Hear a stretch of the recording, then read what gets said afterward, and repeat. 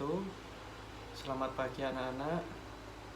Sebelum kita memulai mata kuliah pada pagi hari ini, alangkah baiknya kita berdoa menurut kepercayaan dan keyakinan masing-masing. Berdoa mulai. Selesai. Bagaimana kabarnya anak-anak?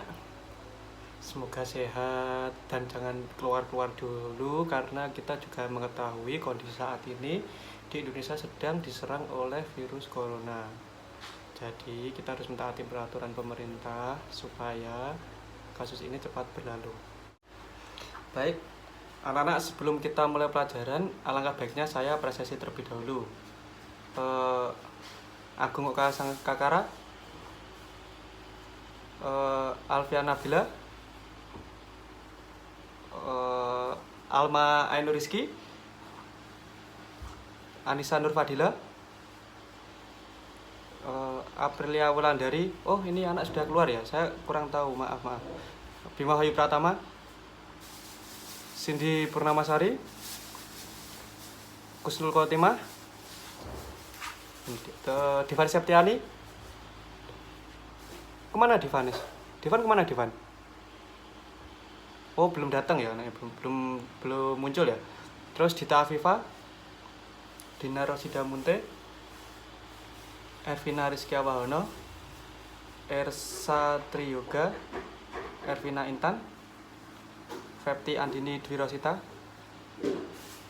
Felicia Norayana Ginanta Akliyah, Ilham Aditya Pratama, Ilma Naila Afina, Indah Sebayang, Insa Islamita Basuki, Isnaini Nur Famala, Kevin Yopi Wicaksono, Lailatul Hidayah, Muhammad Agus Sanjaya, Mutiara Dewi, Nabila Widya Septi Aminuddin, Nana Wahyu Pramana, hadir semua. Patrick Glenn, Putri Nanda Desiana, Renita Muyasaro, Rizka Nanda Ekalina, Risma Soraida, Rosida Mukti, Ruslina, Santi Dwirno Eko Putro, Siti Liana, Sukma Dwi Nurofik, dan Zakaria Sorry. Tolong itu untuk saudara Devani Septiani segera dihubungi ya, karena kita akan memulai materi ini. Materi ini sangat penting untuk kita. Jangan lupa diingatkan, karena kita akan segera memulai materi ini. Langsung saja, sebelum kita mulai materi pada hari ini, apakah dari anak-anak ada yang ngerti kira-kira hari ini kita akan belajar tentang apa? Karena saudara Devan baru datang, saya ingin memberikan pertanyaan pada saudara Devan, kira-kira hari ini kita akan belajar apa? Oh, benar sekali. Hari ini anak-anak kita akan belajar tentang pergerakan nasional di Indonesia pada masa penjajahan. Karena hari ini kita belajar tentang pergerakan nasional, langsung saja kita masuk poin ke pertama. Poin yang pertama adalah masyarakat Indonesia masa pergerakan nasional menjelang kemerdekaan. Sejak bangsa Eropa ke wilayah Indonesia, bangsa Indonesia telah menyadari akibat-akibat dari kedatangan penjajah tersebut. Perlawanan tidak pernah berhenti, karena pada saat itu kita belum menyatu, belum menjadi satu, masih mementingkan daerahnya masing-masing, sehingga kekalahan sering terjadi pada abad sebelum ke-19. Kemudian pada abad ke-19 dan ke-20 muncullah jiwa-jiwa nasionalisme pada rakyat-rakyat yang sedang berjuang. Jiwa nasionalisme tersebut muncul dari luar maupun dari dalam. Kira-kira dari anak-anak ada yang tahu apa enggak, apa yang menyebabkan jiwa nasionalisme itu muncul dari luar dan dari dalam? Coba jelaskan. Ya, benar sekali anak-anak. Namun yang perlu kita ketahui, faktor internalnya adalah kita pada zaman kerajaan dahulu pernah mengalami masa kejayaan. Sedangkan faktor eksternalnya atau dari luar, Jepang pernah menang melawan Rusia, sehingga rakyat Indonesia itu percaya diri akan menang dalam mengusir penjajah. Perjuangan Indonesia terus terjadi. Namun, rakyat Indonesia tidak berhenti sampai menggapai masa kejayaan tersebut. Ada perbedaan pada tahun 1908 dan sesudah 1908. Sebelum 1908, rakyat Indonesia sering melakukan perlawanan dengan cara fisik. Padahal yang kita ketahui, rakyat Indonesia pada saat itu pun masih mengalami kurangnya canggih akan teknologi. Kan bisa dilihat dari peperangannya saja, masa kita menggunakan tombak sedangkan orang yang menjajah negara kita menggunakan senjata yang menggunakan peluru. Selain itu, perjuangan rakyat Indonesia pun masih bersifat lokal, belum nasional. Jadi, kenapa dikatakan bersifat lokal? Karena Indonesia pun masih mementingkan daerahnya masing-masing. Sedangkan sesudah 1908, Indonesia sudah bersifat nasional. Jadi seluruh rakyat Indonesia tuh mulai menyatu. Adanya kaderisasi dan organisasi pergerakan nasional menggunakan perlawanan berbentuk organisasi. Sedangkan sebelumnya kan berbentuk fisik. Jadi kalau berbentuk fisik kita pun pasti kalah. Maka dari itu kita harus menyatu untuk mengusir para penjajah pada waktu itu. Pada masa Indonesia sedang berjuang, Indonesia itu mengalami 3 masa.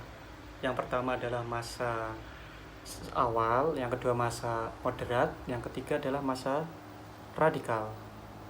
Ada yang tahu kira-kira setiap masa ini perbedaannya di mana? Atau mungkin anak-anak bisa jelaskan? Nah, benar sekali anak-anak. Jadi pada masa awal itu ada 2 organisasi. Yang pertama Budi Utomo, yang kedua Serikat Islam. Masa awal yang pertama adalah Budi Utomo. Budi Utomo itu terbentuk pada 20 Mei 1908. Pelopornya adalah Dr. Wahidin Sudirohusodo. Tokohnya Sutomo, Gunawan, dan Cipto Mangunkusumo. Tujuannya adalah memperhatikan kepentingan pengajaran serta memajukan pertanian, peternakan, dan perdagangan. Yang paling penting adalah mempertinggi cita-cita kemanusiaan, memperhatikan hal yang perlu menjamin kehidupan sebagai bangsa yang terhormat. Sedangkan Serikat Islam berdiri pada tahun 1909. Pada tahun 1911, Samanhudi, saudagar batik dari Solo, mendirikan Serikat Dagang Islam. Tujuannya adalah untuk membela perdagangan lokal dari ancaman dan dominasi perdagangan asing seperti Cina, India, Arab, dan lain-lain. Nah, dari anak-anak ada yang tahu apa enggak kira-kira tokoh Serikat Islam ini siapa yang paling berpengaruh? Kurang tepat, jawabannya adalah Hoscokro Aminoto. Nah, setelah saya pernah menonton film Guru Besar Hoscokro Aminoto, dan ternyata guru besar Hoscokro Aminoto ini adalah guru dari presiden pertama kita. Siapa? Insinyur Soekarno. Beliau adalah orang yang paling berani melawan penindasan yang dilakukan oleh penjajah kepada para pedagang lokal di Indonesia. Salut pada beliau.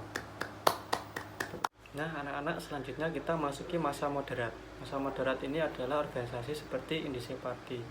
Indische Party pendirinya adalah Doesdekker, Suwardi, terus Cipto Mangunkusumo. Organisasi ini mempunyai tujuan seperti mengusahakan suatu pemerintahan untuk Indonesia yang bertanggung jawab kepada rakyatnya. Namun pada tahun 1913 Suwardi ditangkap karena buku yang diciptakan oleh beliau bertentangan dengan Belanda. Kenapa bertentangan? Karena pada buku tersebut yang berjudul Andai Aku Orang Belanda, beliau ingin mengatakan kepada tentara-tentara Belanda bahwa apa yang dilakukan itu semuanya salah dan sangat menakutkan, karena ada masa di mana Indonesia akan berani melawan para penjajah. Dengan ini, buku ciptaan Suwardi ini melihat ke depan. Suatu saat Indonesia akan mengalami kejayaan dan Belanda akan mengalami kekalahan. Setelah memasuki masa moderat, kali ini kita akan memasuki masa radikal yang dimana memiliki tujuan yang sama seperti masa moderat. Tujuannya adalah mendirikan pemerintahan Indonesia yang bertanggung jawab kepada rakyatnya. Masa radikal ini mempunyai ciri non-kooperatif dan keras terhadap pemerintahan Belanda. Masa radikal ini dinyatakan keras terhadap pemerintahan Belanda dapat dilihat dari tokoh-tokoh Indonesia seperti Muhammad Hatta, lalu Ahmad Subarjo, Nadir. Beliau seperti Muhammad Hatta mengikuti kongres di Prancis dan menyatakan dengan keras bahwa menuntut penjajah untuk memberikan kemerdekaan kepada rakyat Indonesia. Pada masa radikal ini terbentuklah organisasi seperti Persatuan Bangsa Indonesia pada tahun 1931 di Surabaya. Tujuannya adalah mencapai kedaulatan bangsa dan tanah air yang sempurna. PBI juga bekerjasama dengan organisasi-organisasi perjuangan bangsa seperti Serikat Celebes, Serikat Ambon, Serikat Sumatera, dan lain-lain. Tujuannya adalah untuk membentuk Indonesia yang makmur dan sejahtera. Nah, anak-anak, perjuangan para pahlawan kita pun tidak berhenti sampai di sini. Terus berjuang sampai titik darah penghabisan sampai Belanda menarik para tentaranya untuk pulang ke daerahnya atau ke negaranya di Belanda. Akhirnya terciptanya Sumpah Pemuda yang disusun oleh para pemuda di Indonesia. Kongres Sumpah Pemuda pertama dilakukan pada tanggal 30 April sampai 2 Mei 1926 yang diketahui oleh Tabrani. Tujuannya untuk menanamkan semangat kerjasama di antara organisasi pemuda agar menjadi persatuan. Selanjutnya, Kongres Sumpah Pemuda II dilakukan pada tanggal 27 sampai 28 Oktober 1928. Nah, hari ini disebut sebagai lahirnya Sumpah Pemuda yang diketuai oleh Sugondo-Joyo Puspito. Tujuannya mempersatukan semua organisasi yang ada dari hasil Sumpah Pemuda. Satu tanah, satu nusa, satu tanah air, bangsa bahasa Indonesia. Dan dikombinasikan dengan lagu Indonesia Raya yang diciptakan oleh siapa? Kalau tahu, ya betul sekali, diciptakan oleh W.R. Supratman. Saya tahu mungkin dari anak-anak sudah mulai bosan mendengarkan saya banyak ceramah dari tadi. Untuk melanjutkan dan menambah semangat kalian, ayo kita simak videonya.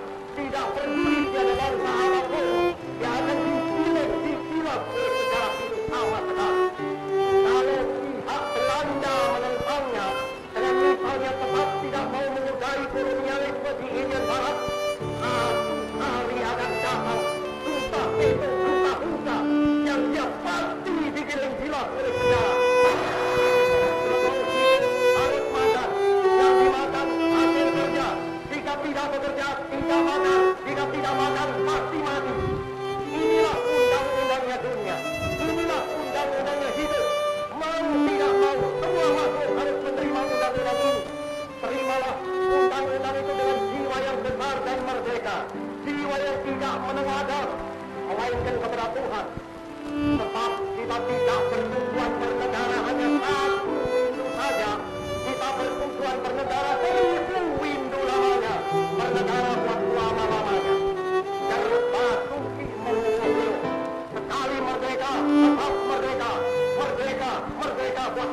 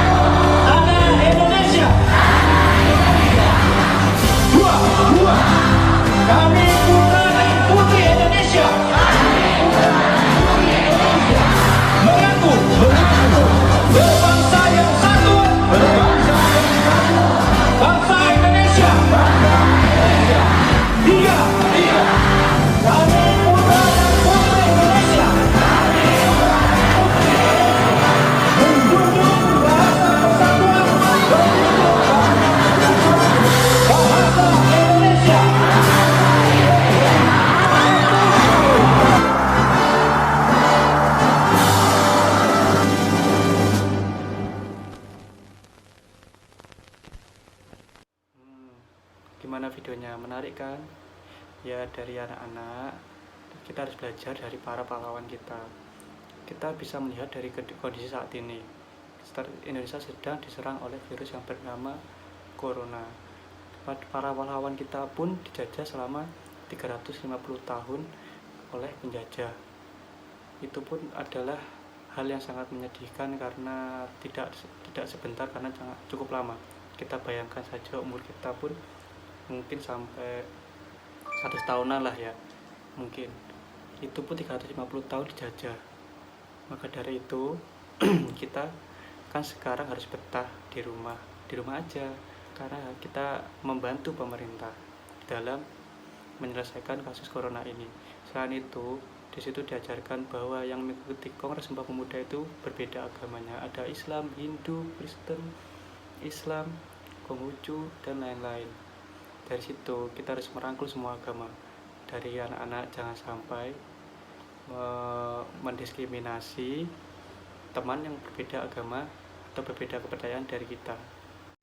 Baik, anak-anak jangan lupa ya dikerjakan LKPD-nya. Untuk kelompok sudah saya siapkan, nanti tinggal kalian mengerjakannya secara online karena kita mengingat situasinya seperti ini. Sekian dan terima kasih. Wassalamualaikum warahmatullahi wabarakatuh.